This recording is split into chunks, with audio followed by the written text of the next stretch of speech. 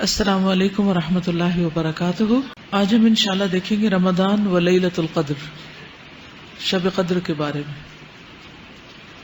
نحمدہ ونصلی علی رسولہ الکریم، اما بعد فاعوذ باللہ من الشیطان الرجیم، بسم اللہ الرحمن الرحیم۔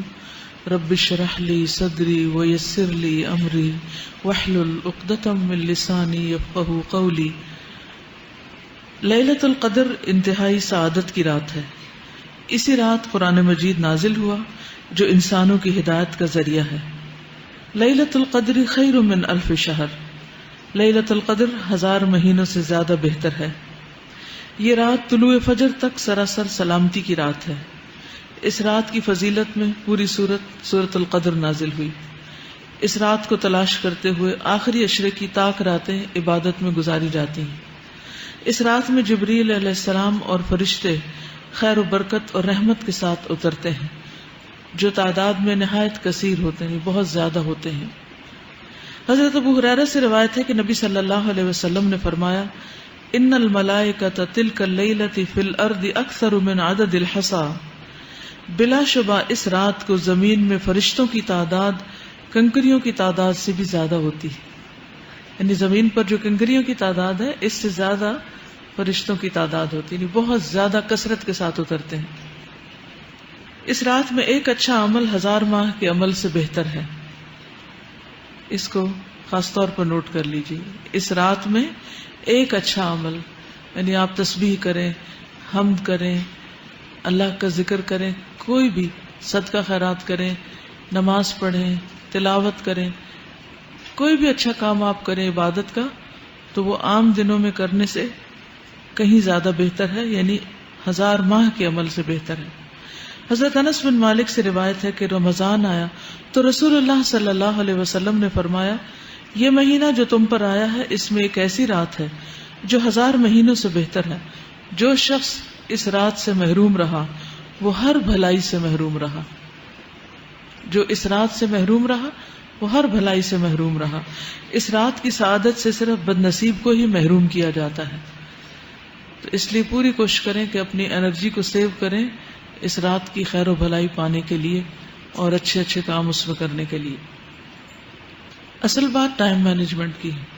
وقت تو ہمارے پاس 24 گھنٹے ہی ہوتے ہیں، پھر ہم نے چناؤ کرنا ہوتا ہے کہ اس کے اندر کون سے کام ہیں جو چھوڑے جا سکتے ہیں، جن کو کٹ ڈاؤن کیا جا سکتا ہے، جن کے بغیر بھی کام چل جائے گا، اور کون سے کام ایسے ہیں جن کو لازمی کر لیا جانا چاہیے۔ تو آپ سب کچھ تو نہیں کر سکتے کیونکہ آپ انسان ہیں، آپ کی لمٹس ہیں، لیکن زیادہ امپورٹنٹ کیا ہے، واٹس موسٹ امپورٹنٹ، تو اس کو آپ لے لیجئے۔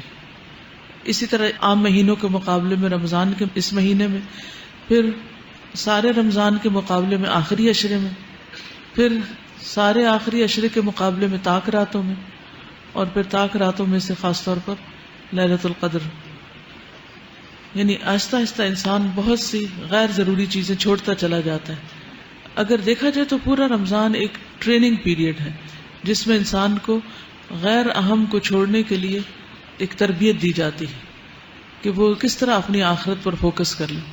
اب ہم دیکھتے ہیں کہ سارا دن کھائے بغیر بھی گزارا ہو رہا ہے نا، سارا وقت پانی پیے بغیر بھی گزارا ہو رہا ہے، اور بہت زیادہ بہتر فیل کر رہے ہیں پہلے سے۔ اسی طرح اور کئی کام ہیں جو ہم نہیں کر رہے رمضان کی وجہ سے، تو کام چل رہا ہے۔ اس کا مطلب یہ ہے کہ بعد میں بھی بہت سی چیزیں جو ہماری زندگی میں اکٹھی ہو گئی ہیں، غیر ضروری جنک قسم کی چیزیں، ان سب کو ہم مائنس کر سکتے ہیں اور کرنا چاہیے۔ یہی اس مہینے کا مقصد ہے۔ لیلۃ القدر کی تلاش رمضان کے آخری عشرے کی طاق راتوں میں کرنی چاہیے۔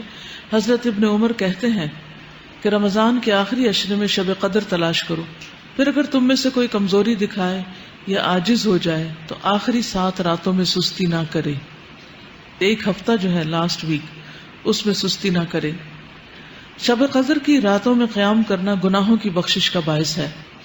حضرت ابو ہریرہ سے مروی ہے کہ نبی صلی اللہ علیہ وسلم نے فرمایا، جو شخص ایمان اور ثواب کی نیت سے شب قدر کا قیام کرتا ہے اس کے پچھلے گناہ معاف کر دیے جاتے ہیں۔ پھر وہی بات کہ والقلب متوجہ الی اللہ، دل سارا اللہ کی طرف متوجہ ہو عبادت کرتے وقت، نہ کہ کسی کا مقابلہ یا کسی کے اوپر اپنی عبادت کی بڑائی جتانا۔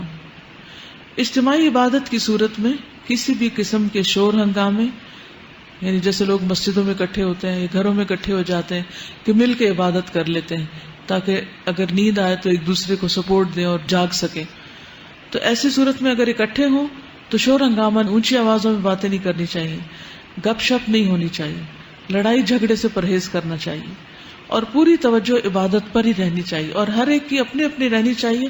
ایسا نہ ہو کہ ایک دوسرے کو یاد دہانی کرانے میں ہی رات گزار دیں. کیونکہ عبادہ بن صامت سے مروی ہے، رسول اللہ صلی اللہ علیہ وسلم ہمیں شب قدر کی خبر دینے کے لیے تشریف لا رہے تھے کہ دو مسلمان آپس میں جھگڑنے لگے. اس پر آپ نے فرمایا میں آیا تھا کہ تمہیں شب قدر بتا دوں، لیکن فلاں اور فلاں نے آپس میں جھگڑا کر لیا اور اس کا معین وقت مجھ سے اٹھا لیا گیا. امید ہے کہ تمہارے حق میں یہی بہتر ہوگا تاکہ تم ایک سے زیادہ راتیں عبادت کر سکو. لیکن حقیقت یہ ہے کہ آپس کے جھگڑے، فساد اور غیر ضروری چیزوں میں دلچسپی انسان کو بہت سی نیکیوں سے محروم کر دیتی. شب قدر کی علامتیں.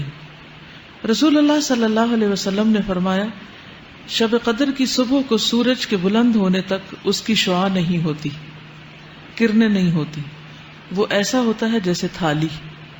پچھلی رات کا چاند کبھی دیکھا آپ نے؟ نہیں. جب چاند غروب ہو رہا ہوتا ہے تو بالکل ایک تھال کی طرح ہوتا ہے اور اس میں سے روشنی نہیں پھوٹ رہی ہوتی جسے فجر کے قریب آپ دیکھیں.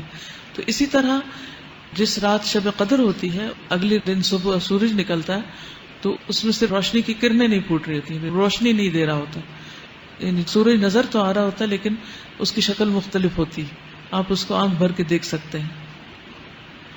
حضرت ابو ہریرہ سے روایت ہے کہ ہم نے رسول اللہ صلی اللہ علیہ وسلم کے پاس شب قدر کا ذکر کیا تو آپ نے فرمایا تم میں سے کون اسے شب قدر کو یاد رکھتا ہے؟ اس میں جب چاند نکلتا ہے تو ایسا ہوتا ہے جیسے بڑے تھال کا کنارہ، یعنی اس میں چاند نصف نہیں ہوتا بلکہ اس نصف کا بھی نصف ہو چکا ہوتا ہے. کنارہ یعنی کہ بالکل باریک ہو جاتا ہے. آخری راتوں کی طرف اشارہ ہے. حضرت ابن عباس سے مروی ہے کہ رسول اللہ صلی اللہ علیہ وسلم نے فرمایا شب قدر آسان اور معتدل رات ہے جس میں نہ گرمی ہوتی ہے نہ سردی ہوتی ہے. اس صبح کا سورج اس طرح طلوع ہوتا ہے کہ اس کی سرخی مدھم ہوتی، ڈل ہوتا ہے.